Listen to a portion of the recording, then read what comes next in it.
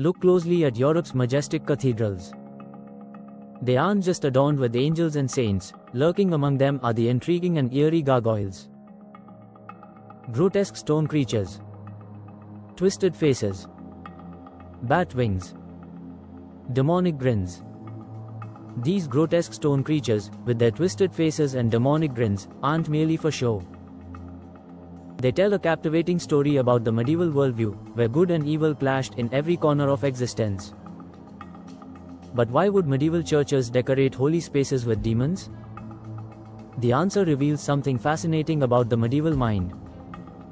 Because these creatures weren't decoration. They were messages. Across Europe, from Notre Dame in Paris to cathedrals in England, Spain, and Germany, gargoyles perch along the edges of Gothic buildings. Most people think they were placed there simply to frighten evil spirits. But their first purpose was surprisingly practical. The word gargoyle comes from the French word gargouille, meaning throat. These sculptures acted as stone waterspouts. Rainwater flowed through their bodies and out of their mouths, protecting cathedral walls from erosion. They were drainage systems. But medieval builders didn't stop at practicality. They turned them into something much more interesting. Before we go deeper into this strange medieval world, I want to thank all of you watching these historical explorations. Only a small percentage of viewers are subscribed. If you enjoy uncovering hidden meanings in history, consider subscribing and let me know in the comments which mystery we should explore next. To understand gargoyles, we need to understand the medieval worldview. In the Middle Ages, people believed the world was filled with spiritual forces. Good and evil were not abstract ideas. They were present everywhere.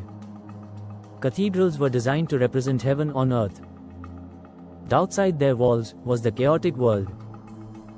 Gargoyles symbolized that chaos.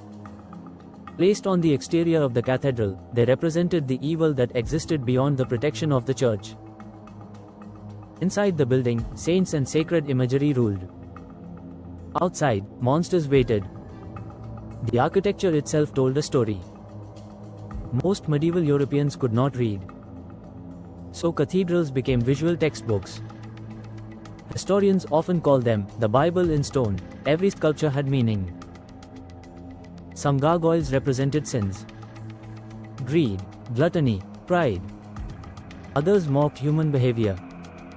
You'll find figures drinking excessively, grimacing, or contorted in strange poses. These images were warnings. They reminded worshippers what happened when people strayed from moral order. Not every monster on a cathedral is technically a gargoyle. True gargoyles function as waterspouts. Decorative creatures without water channels are called grotesques. The most famous examples overlook Paris from Notre Dame Cathedral. Some look almost playful. Others appear terrifying.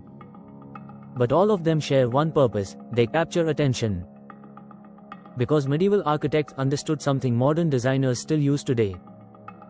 People remember strange things. Some historians believe gargoyles also served a psychological purpose. They reminded people that evil existed, that temptation existed, and that salvation required vigilance. In a way, they acted as guardians. Creatures meant to scare away darker forces. Whether symbolic or spiritual, the result was the same. Stone monsters became protectors of sacred spaces. Today we see gargoyles as fantasy creatures. But medieval people likely saw them differently. To them, these carvings reflected real fears about sin, chaos, and the unknown. The monsters on cathedral walls weren't just decoration. They were a reminder that faith existed in contrast to darkness. The building itself was telling a story.